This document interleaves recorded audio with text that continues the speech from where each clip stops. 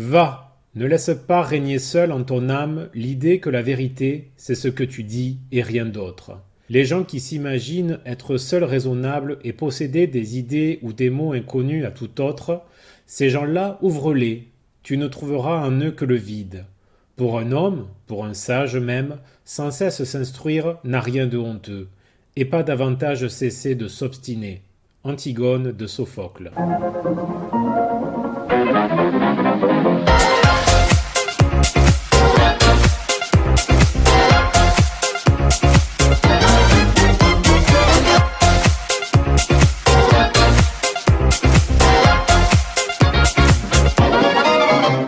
Fidèle auditrice, fidèle auditeur, bonjour ou bonsoir. Vous écoutez Remue-Ménage, une émission parrainisée par Jean-Pierre, à qui nous pensons bien évidemment, et auquel nous envoyons le cri de détresse d'Hercule, chroniqueur de l'émission.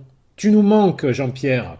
Vous entendrez successivement au micro lors de cette émission Philippe le Nîmois, dit le crocodile de la cité romaine, Hercule Poivreau, dit le poulailleur du Schnorr, Didier du domaine de Crassus aux Moines, dit le spécialiste du barbecue au champagne, et votre fidèle serviteur Anthony, dit Anthonychen. Le thème de cette émission est proposé par Hercule. Raisonnable. Réchauffement climatique, capitalisme toujours plus destructeur, développement massif des voitures électriques, destruction de nos services publics. Mais qu'est-ce qui est raisonnable de nos jours? Peut-être nos chroniqueurs répondront à ces questions, ou pas. Mais en écoutant ce qui suit, vous saurez ce qu'a inspiré ce sujet aux chroniqueurs. C'est toujours toi, Philippe, qui ouvre le bal. On t'écoute.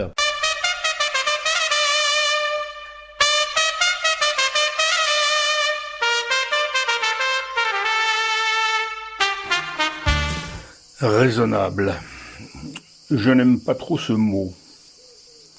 Les mecs raisonnables ont beaucoup de bon sens. Ils sont dociles, obéissants, accommodants. Ils n'exagèrent en rien. Ce mot me rappelle trop la 14e carte du tarot de Marseille, la tempérance. Cette lame qui représente le dosage, l'économie, l'évaluation minutieuse. Certes, elle envoie un futur apaisant. Elle conseille de souffler un peu, de faire une pause, de changer son fusil d'épaule. Il faut alors tendre avec le raisonnable. C'est un mot de retour à la maison. L'important, à mes yeux, c'est de comprendre qu'à un moment, il faut être raisonnable. Je suis un homme de gauche. Pourquoi? Pour des raisons biographiques, culturelles, presque sociologiques au fond. Quand on est de gauche, on met la justice sociale plus haut que l'ordre. À droite, c'est l'inverse. Mais je suis de plus en plus convaincu que les deux sont nécessaires. En vieillissant, j'ai beau être de gauche, plus ça va, plus je comprends qu'on ait besoin d'ordre. La violence de certains gilets jaunes, par exemple, m'a profondément choqué. Je suis atterré par la montée des tensions dans le pays, par l'intolérance. Est-ce cela être raisonnable ? J'ai l'impression que pour toute une frange de la population, un type de droite est soit un idiot, soit un salaud. Les gens de gauche en prennent autant pour leur grade. Ce sont des imbéciles, des paresseux. Ce mélange de sottise, d'ignorance, de haine, c'est très préoccupant. Chacun se croit dans le camp du bien.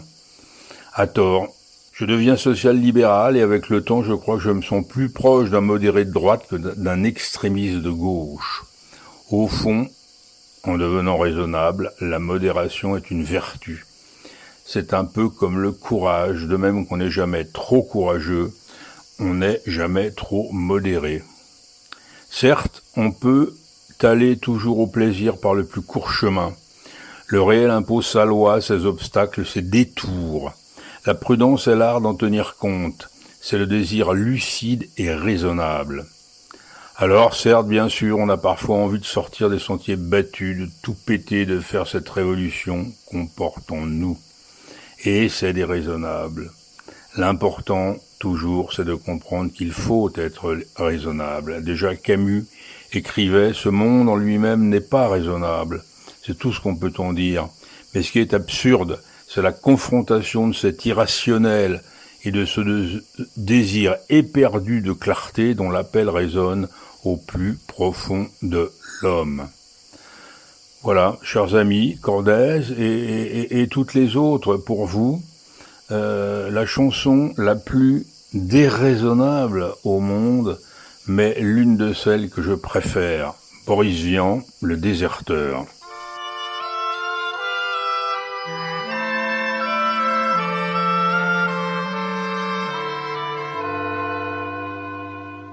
Monsieur le Président, je vous fais une lettre que vous lirez peut-être si vous avez le temps. Je viens de recevoir mes papiers militaires pour partir à la guerre avant mercredi soir. Monsieur le Président, je ne veux pas la faire, je ne suis pas sur terre pour tuer des pauvres gens. C'est pas pour vous fâcher, il faut que je vous dise, ma décision est prise, je m'en vais déserter.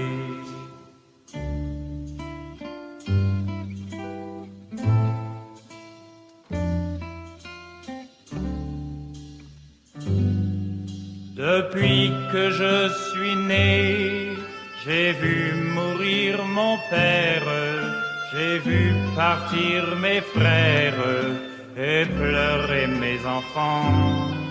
Ma mère a tant souffert qu'elle est dans sa tombe et se moque des bombes et se moque des vers. Quand j'étais prisonnier, on m'a volé ma femme, on m'a volé mon âme et tout mon cher passé. Demain de bon matin, je fermerai ma porte au nez des années mortes, j'irai sur les chemins.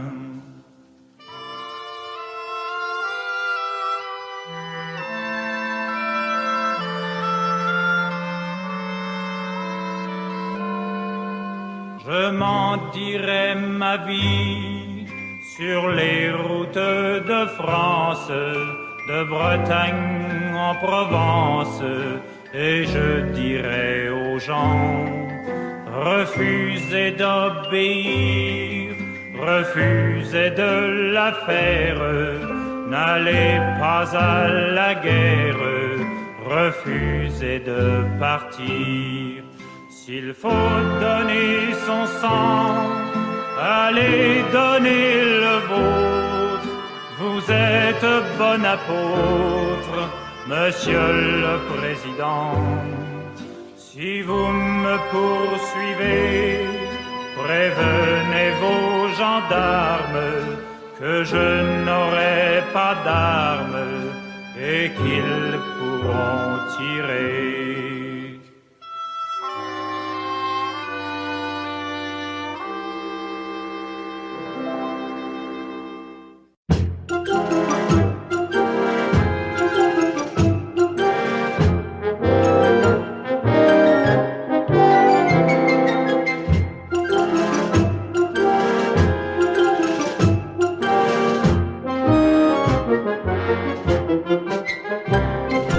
Salut les hommages, c'est Hercule Poivreau.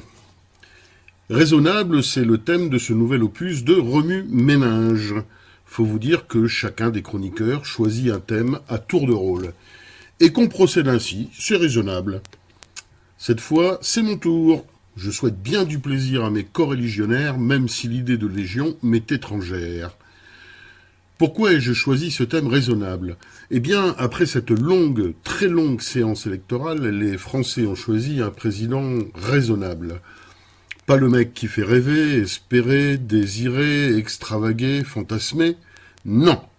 Un mec bien lisse, normal, pas un poil qui dépasse, qui a fait l'ENA et qui s'exprime avec une voix aussi au perché que sa gonzesse sur ses talons aiguilles. Une voix qui m'exaspère, allez savoir pourquoi. Un garçon raisonnable qui nous promet un avenir raisonnablement raisonnable, ni plus ni moins. En retour, les électeurs, tout au moins ceux qui ont pris la peine de se déplacer jusqu'aux urnes, lui ont infligé une assemblée raisonnable. Pas tous les pouvoirs, mais juste un peu. Les abstentionnistes lui ont massivement manifesté leur enthousiaste désintérêt, soyons justes, pas qu'à lui, mais à tous les candidats, qu'ils soient raisonnables ou non. Mais c'est quoi être raisonnable ? Par exemple, se servir un whisky à l'apéro, ça semble raisonnable.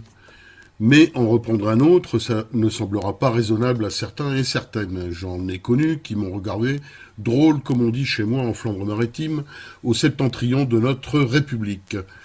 Quoique, ils n'ont aucune leçon à me donner quand on connaît le carnaval de Dunkerque qui dure près de 3 mois, un délire bien arrosé au sens propre comme au sens figuré, tout sauf raisonnable. Une petite citation de Simenon pour faire la transition avec la suite de mon billet. Avec son par-dessus qui entame bravement son 5e hiver et ses chaussures ressemelées, c'est l'honnêteté incarnée. Pas sûr qu'il ait trompé sa femme une seule fois de sa vie, c'est effrayant, les gens comme ça. Pour en revenir à nos institutions renouvelées, je ne les qualifierai pas de raisonnables. Ternes, atones, ennuyeuses, éteintes, insipides, incolores, inodores et sans saveur sont des expressions qui me conviennent mieux. Hormis la première ministre à qui j'ai trouvé un sobriquet, Belphégor, tant sa raisonnabilité effrayante fait peur. Comme ses prédécesseurs, depuis des décennies, la nouvelle hôte de Matignon ne nous promet que du sang, de la sueur et des larmes. Sans compter le travail obligatoire pour les pauvres et les sacrifices pour les autres, excepté les dominants. Il y a aussi Bruno Le Maire, le vrai Premier ministre, vu que c'est lui qui tient les cordons de la bourse. Toujours bien coiffé, bien habillé, tout lisse sur lui. La doxa lui coule de la bouche comme évidence. Et ceux qui n'adhèrent pas à sa vulgate ultralibérale ne sont pas raisonnables. Me concernant, plus le temps passe, plus celui qui me reste diminue, moins j'ai envie d'être raisonnable. Comme le disait Churchill, avant je m'efforçais de ne pas boire d'alcool fort avant le déjeuner, maintenant je m'efforce de ne pas le faire avant le petit déjeuner. Et puis des fois, j'ai envie de baffer. Ma dernière victime virtuelle se nomme François de Closet, qui nous assomme depuis des lustres avec ses leçons de morale, qui porte récemment des accusations contre les boomers, supposés responsables de la mort future de la planète à cause de leur goinfrerie de gens qui n'ont même pas eu la chance de connaître la guerre. Ce guignol s'est fait un pognon monstre auprès de Gogo qui se précipite en librairie pour acheter ses étrons de papier. Ce mec s'est constitué une énorme fortune en dénonçant la gabegie des classes populaires. Mais il apparaît tellement raisonnable avec ses lunettes d'intellectuel et son bon sens évident. Toujours plus, certes, mais pas pour tout le monde. Charité bien ordonnée commence par soi-même, ça, c'est raisonnable. Pour terminer, une petite chanson gaie pour se mettre du baume au cœur. Mood, par une jeune interprète française, Netson, comme son nom ne l'indique pas. Bonjour chez vous!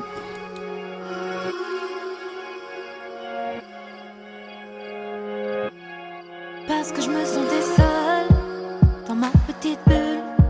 Je voulais danser mais je me sentais comme un funambule. Parce que je me sentais seule, mais t'es arrivé.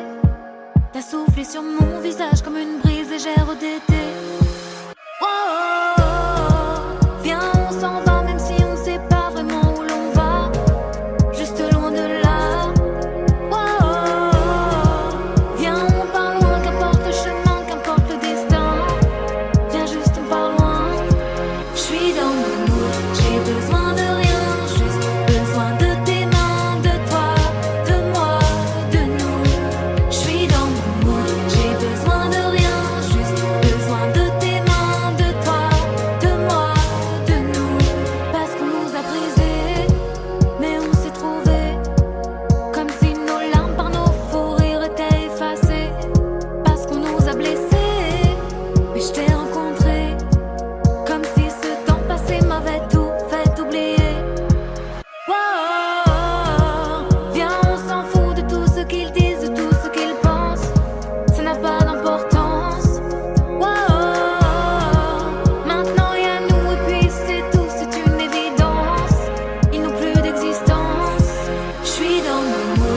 J'ai besoin de rien, juste besoin de tes mains, de toi, de moi, de nous. Je suis dans mon mood. J'ai besoin de rien, juste besoin de tes mains, de toi, de moi, de nous. Je suis dans mon mood. J'ai besoin de rien, juste besoin de tes mains, de toi, de moi, de nous. Je suis dans mon mood. J'ai besoin de rien, juste besoin de tes mains, de toi, de moi, de nous. Je suis dans mon mood.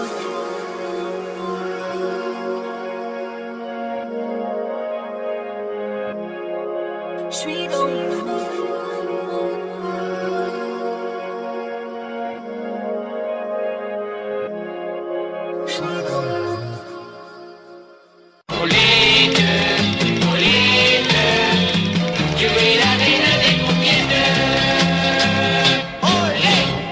Lors de la dernière campagne électorale, un candidat à la députation fait une tournée dans un village de la France profonde. Il demande aux villageois de lui exposer 2 de leurs principaux problèmes. « Notre premier problème, c'est le manque de médecins, disent les villageois. » L'homme politique prend son smartphone dernier cri, compose un numéro, celui d'un ministre sans doute, murmure quelques phrases inintelligibles, raccroche et leur déclare « Voilà, le problème vient d'être résolu. Quoi d'autre ?» Les villageois. Le deuxième problème, c'est qu'il n'y a pas de réseau pour les téléphones mobiles dans le village. » La chronique, nique, s'en allait tout simplement. Grossière, vulgaire et méchant.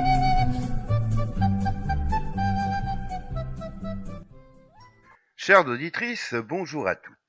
Saviez-vous que le 23 janvier 2020, il était 23h58 et 20 secondes. Et là, après quelques secondes de réflexion que je viens de vous octroyer, vous vous dites « Mais qu'est-ce qu'il raconte Didier là ? Sa phrase n'a aucun sens. Tous les jours, à 23h58 et 20 secondes, il est 23h58 et 20 secondes. Il a perdu la raison, le Didier. » Eh bien non, je vous rassure, mesdames, je suis encore à peu près sain d'esprit. Le 23 janvier 2020, il était bien 23h58 et 20 secondes à l'horloge de l'Apocalypse.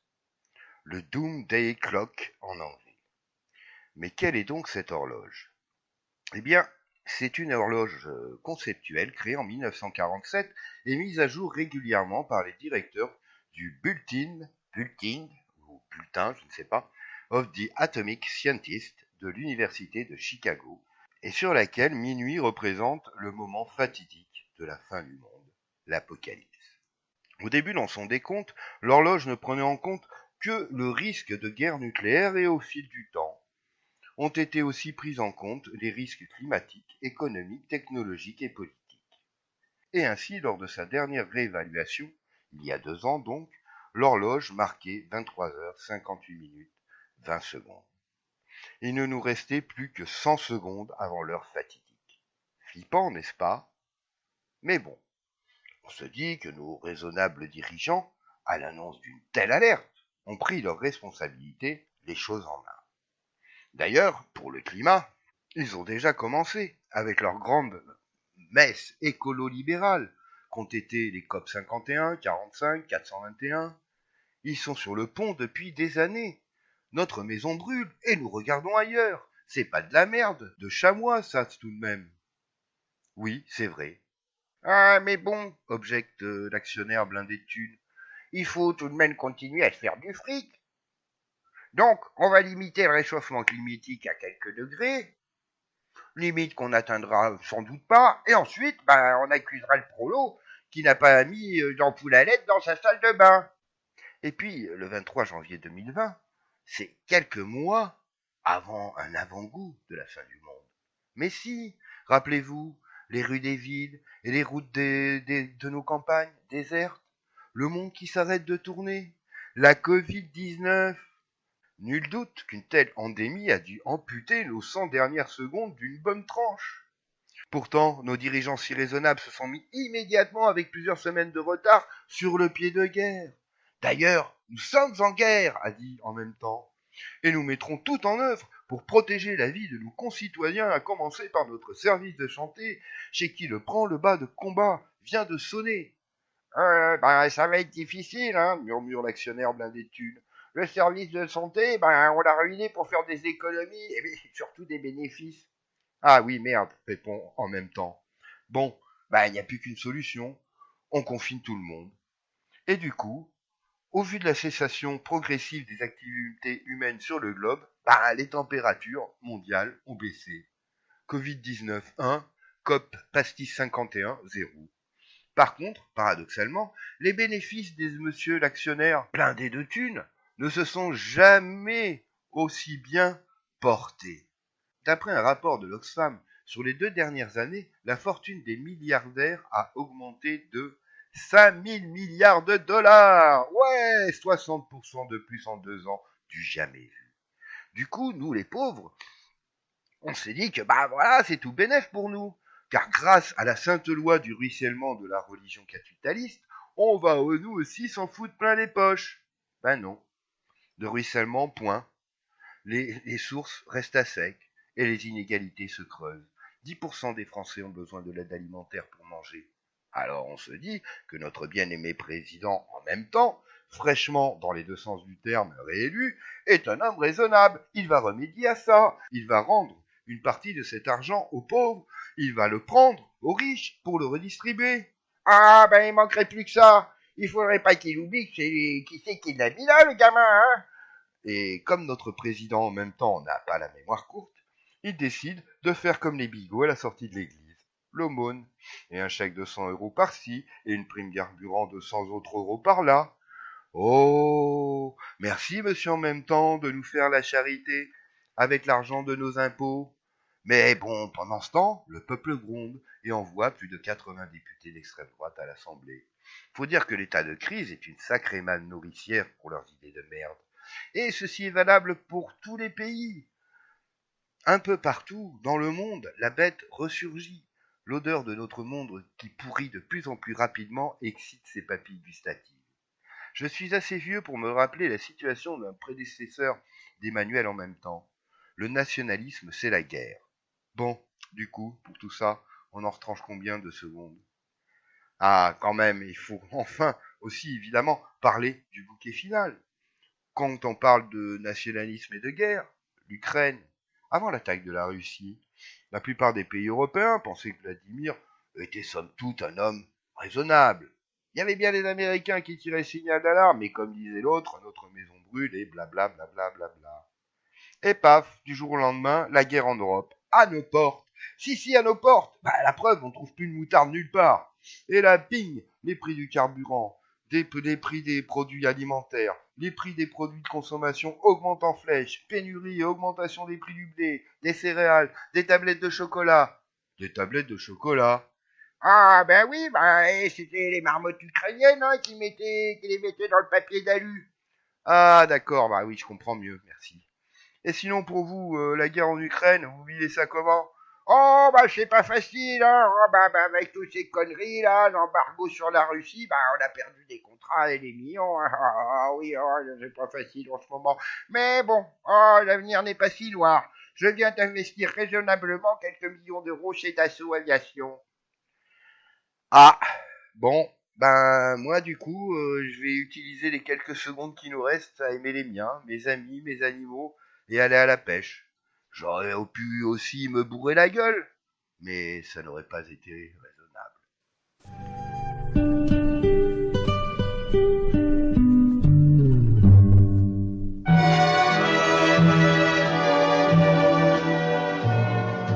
We'll meet again. Don't know where, don't know when, but I know we'll meet again some sunny day.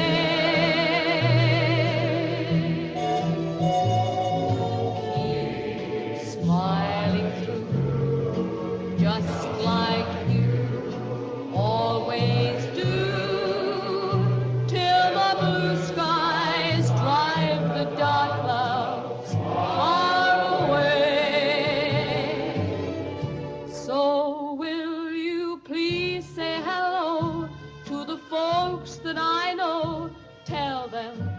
I won't be long.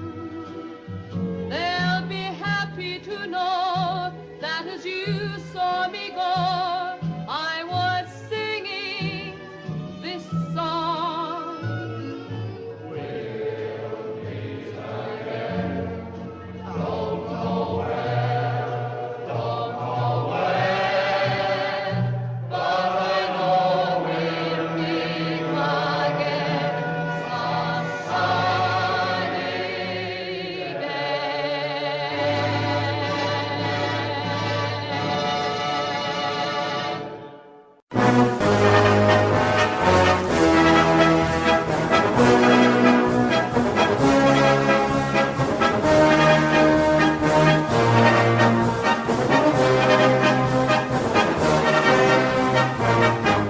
Chers utilisateurs de YouTube et auditeurs, vous arrivez à la dernière chronique de cette émission et au terme d'une saison plutôt compliquée pour l'équipe. La vie n'est pas toujours tendre avec nous et notre ami Jean-Pierre n'a pas été épargné ces derniers mois. Heureusement, l'horizon de notre ami s'est un peu dégagé ces derniers jours. Du coup, c'est tout le moral de l'équipe qui est remonté. Pour cette dernière émission de la saison, avant des vacances bien méritées, sachez que Didier est celui qui a livré le premier sa chronique. Les premiers seront les derniers ? Qui l'eût cru ? J'ai un appel à faire sur le canal YouTube, à l'occasion de ma chronique. Je viens de voir qu'un groupe musical, si l'on peut dire, qui nous vient du Tadjikistan, est en train de se faire des couilles en or grâce à des millions et des millions de vues sur YouTube. Ils seront bientôt à 2 milliards. C'est une musique rythmée, avec une mélodie qui rentre facilement dans la tête, mais avec une pauvreté de texte affligeante qui prend pour des imbéciles tous les jeunes enfants à qui cela s'adresse. Vous l'avez jamais entendu ? Ça fait un truc comme ça. My name is Tiki, Tiki, Tiki, Tiki. Et c'est bien parce que les textes s'adressent à des imbéciles que beaucoup d'ados et surtout d'adultes enchaînent les parodies sur TikTok et autres réseaux sociaux, souvent sur leur lieu de travail. Je ne dis pas que cela ne doit pas exister comme genre, que c'est de la merde, et que je ramène ma fraise du gaz supérieur car il est fan de la scie sauteuse, à savoir Bob Dylan. Non, évidemment. Chacun ses goûts.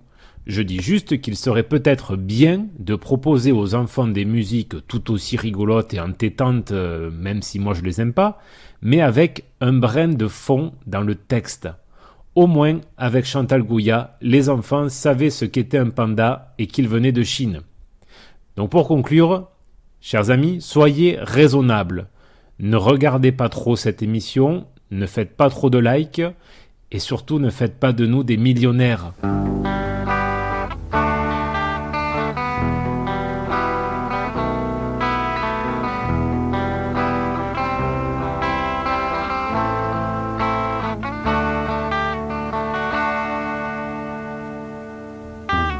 Dans la forêt de l'automne, ce matin est arrivé une chose que personne n'aurait pu imaginer.